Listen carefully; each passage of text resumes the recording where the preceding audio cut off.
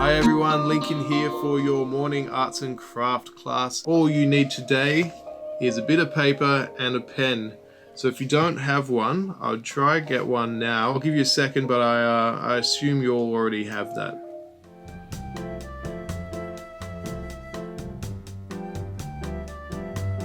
Yep, that's about a second. Alright, let's get into it. First, we're going to do three things today. We're going to start off with a warm-up. For this warm-up, it's going to be a drawing competition, a 2-minute drawing competition. We're going to have 3 rounds, and you're each going to draw either a house, a dog, or a self-portrait. We're going to do 3 rounds. The first round is going to be a house. After that, we're going to be looking at how to make some paper planes, just so you can annoy anyone else who might be in the house with you, throwing around bits of paper and getting them stuck in whatever you get them stuck in. I've also arranged something else for today's class, hand drawing. Don't know if you ever heard of that. It's using your hand as a silhouette to draw shapes, and then you make the shapes into animals and all kinds of stuff like that. Anyway, before we get to that, we'll get to this. Time for our morning warm-up. First thing, you got to stretch your hands, do a bit of this, warm them up. Okay, has everyone got their pen and paper? I'm going to start the clock soon. What we're doing for round 1 is we're going to draw our house, and we don't have to put the number of the house or the street or anything like that. I don't want to know. I'm not going to go around. We're on lockdown, we're meant to stay inside, and that's a good thing. We're going to have fun. So, starting in 10 seconds, I'm going to hit the buzzer, and we're going to all draw our houses. Are you ready? 5, 4, 3, 2, and 1. Alright guys. Don't know about you, but my house has a roof. What else do houses have? A lot of them have chimneys. Some of you might have fireplaces, have a bit of smoke coming out of the chimney. You might live in a 1-story house, you might live in a 2-story house. Maybe you've got some steps, or maybe you've got a ramp, something going up to the front door. Maybe you got a letterbox out the front.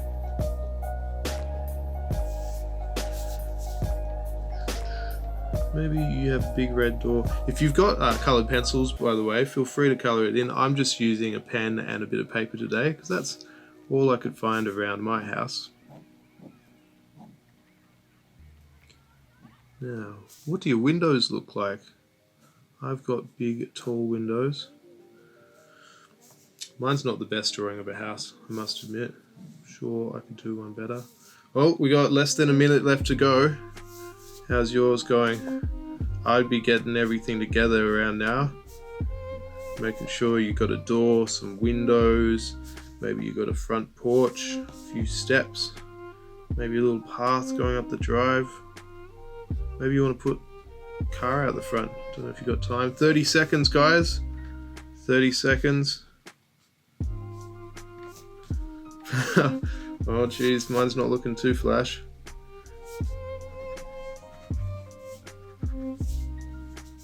15 seconds, 15 seconds.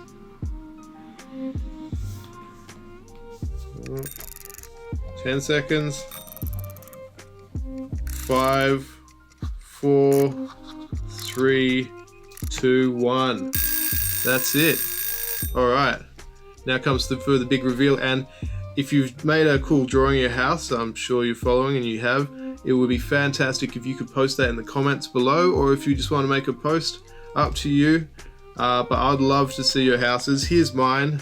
I think I definitely need this warm up because it's not the coolest looking house. You can see there's a couple of trees. I've got my letterbox, a little path out the front, a door, chimney, a bit of smoke. Needs a bit of work, I reckon. Alright. Gonna get another piece of paper now, a nice clean bit of paper. Now for our next warm up, and I think it's going to be a doozy, we're going to do a dog. So I'm going to count down from 10. If you're all ready, we're going to start drawing a dog. You ready? 10, 9, 8, 7, 6, 5, 4, 3, 2, and off you go. Let's draw our dogs. My dog has a massive nose. I've actually never had a dog. Don't let me distract you. Well, this is looking better than the house. Big tongue, big gross tongue. I'm more of a cat person. I like cats. If you want to draw a cat, maybe next time. Alright. Well, my dog, he looks a bit weird. My dog? My dog. My dog looks a bit weird. Minute and a half to go, guys. Doing alright.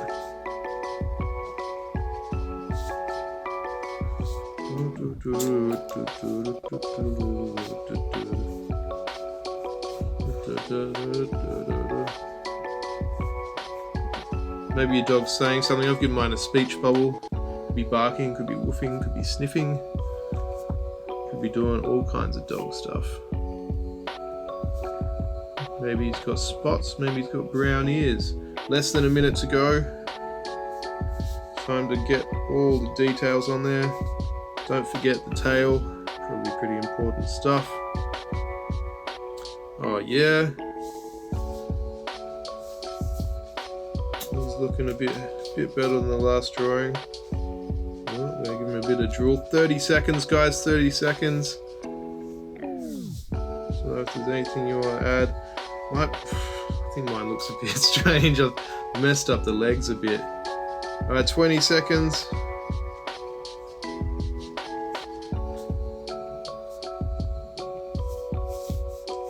Alright, 10 seconds.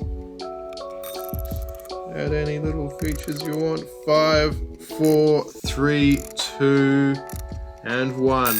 That's time, guys. That's time. How does yours look? Again, at the end of this session, or even now, yeah, maybe at the end probably, we'll post a bunch of these up so everyone can have a look at your houses, your dogs. I'm just starting off with some easy stuff. Next time we do this, maybe we'll do something a bit more extravagant. Here's my dog. As you see, he's saying woof woof, he's drooling, he's got a dark nose, spots, and he looks really weird. I don't know what I did with the legs there. Not bad. It's better than the house. Better than the house. Alright. I'll put on another 2 minutes. This is our final warm-up. Warm-up. What we're going to do, it's my favourite thing to do because I'm into drawing, is to do a portrait of someone. Now you could do a portrait of someone sitting opposite you, or you could do a self-portrait if you want. All a portrait is a picture pretty much of the face, maybe the shoulders, pretty much what you can see on the screen now. It's not lengthways, but it's more, what's the word for that? Not horizontal, the other one. Anyway, 2 minutes, gonna draw a portrait. A portrait's a picture of a person. You ready? Let's go.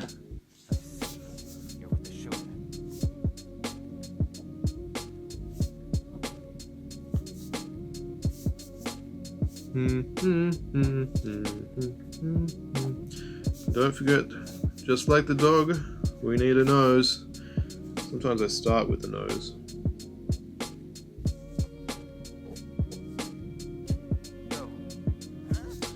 The eyes are hard. The eyes are tricky. If you capture the eyes, they say, you captured the portrait. Minute 30 left, minute 30 to go. Oh, the pen's dying.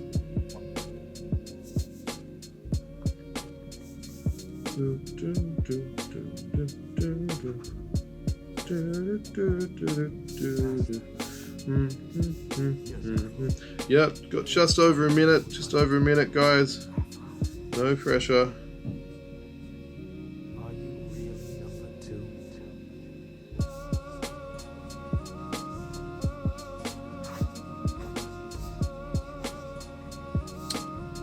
49 seconds. I don't know about you guys, I'm left-handed.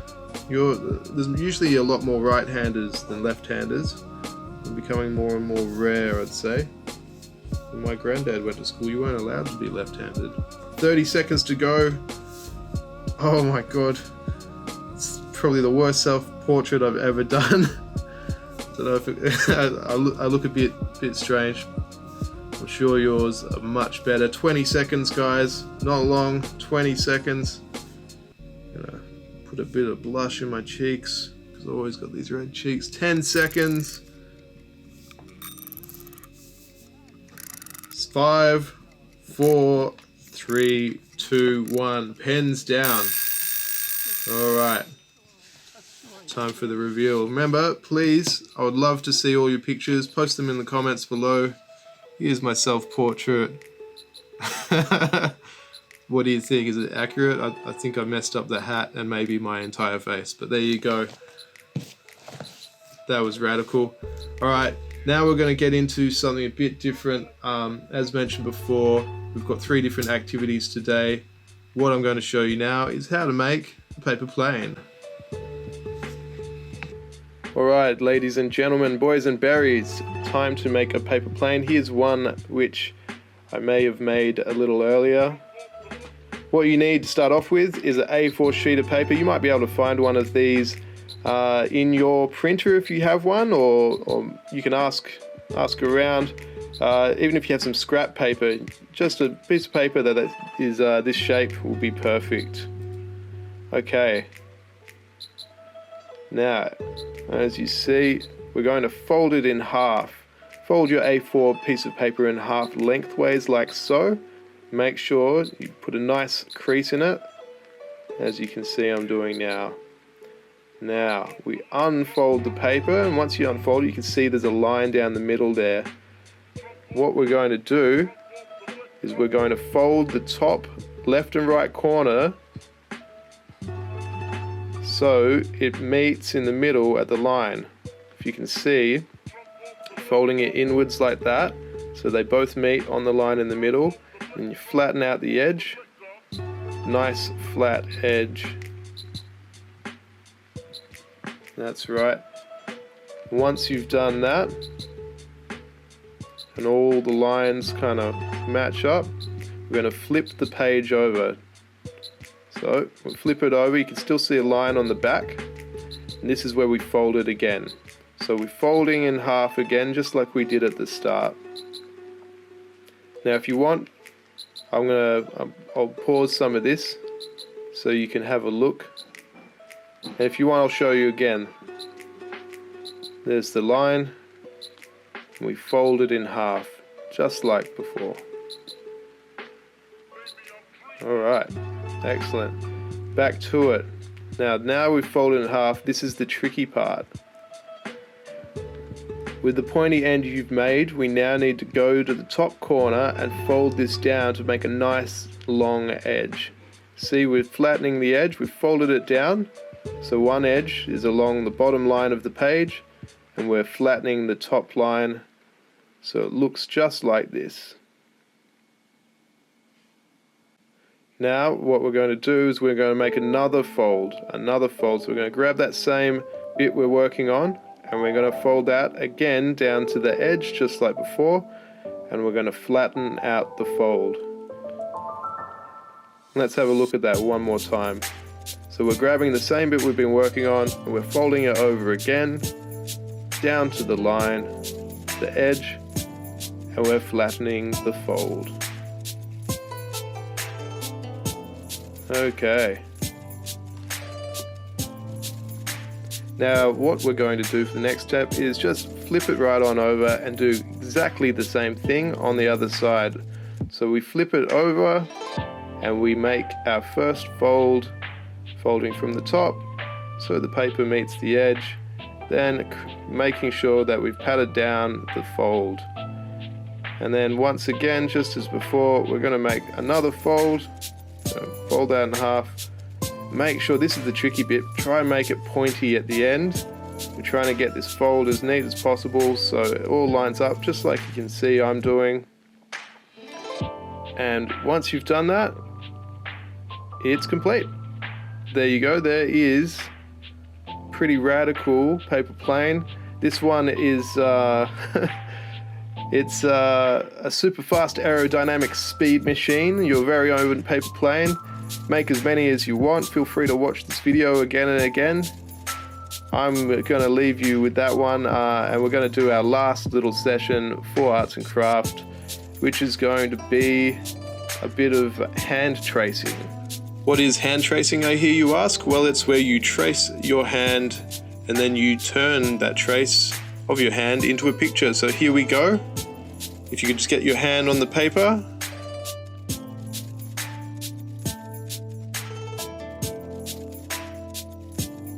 And click your pen. Time to start tracing. What we're going to make with this hand trace is a rabbit. A rabbit waving with its paw saying hi. I wasn't sure what else we could do, so going with the rabbit for this one. Now where would the ears be? I'd say the ears would be up here, so let's put in a couple of ears, couple of scruffy rabbit ears. Looking pretty cool. And we got a little bit of a scruffy rabbit paw. That's what he's waving with. Now we're going to do some eyes. For the eyes, I just like to make circles first, and then you put the pupil in the middle. So you can see a little pupil, fill it in. I know he looks a bit crazy, but I'm sure he's a very friendly hand rabbit. Now I'm doing the nose. From the nose, this is the tricky bit. You connect some lines going down on each side to make a curve to show the fluffy bunny cheeks.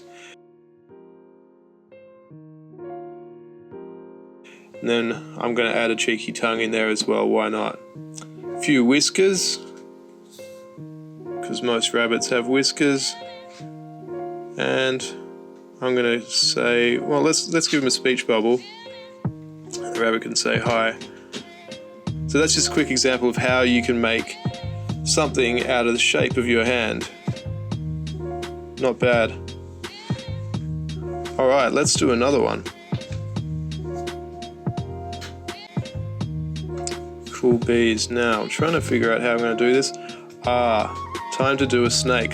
So put your fist on its side on the page and start to trace around the outside. There we go, putting it on its side, tracing around the outside, and look, it already looks like something. I'm going to put a mouth on it and an eye. Snakes don't have much features, but you can always tell from the shape of their head. Remember to put the pupil in the eye, a couple of little holes for some nostrils, and I'm going to give my snake some spots just so it looks like a cool spotty snake. You're all very lucky in New Zealand because you don't have snakes here, so you can go for a safe bushwalk and not get into too much trouble. Now, a snake wouldn't be complete without its tongue, and of course the tongue has a fork on it. It splits into two at the end, so you've got to put a nice fork at the tip of the tongue. And I'm going to write up here a big hiss to show that the snake is hissing. Radical. Just another example of how you can use your hand to make the shape of a creature. Pretty neat trick. Our next drawing class I think is going to be a bit more advanced than this. Okay, now what to do? I believe we're going to do one more.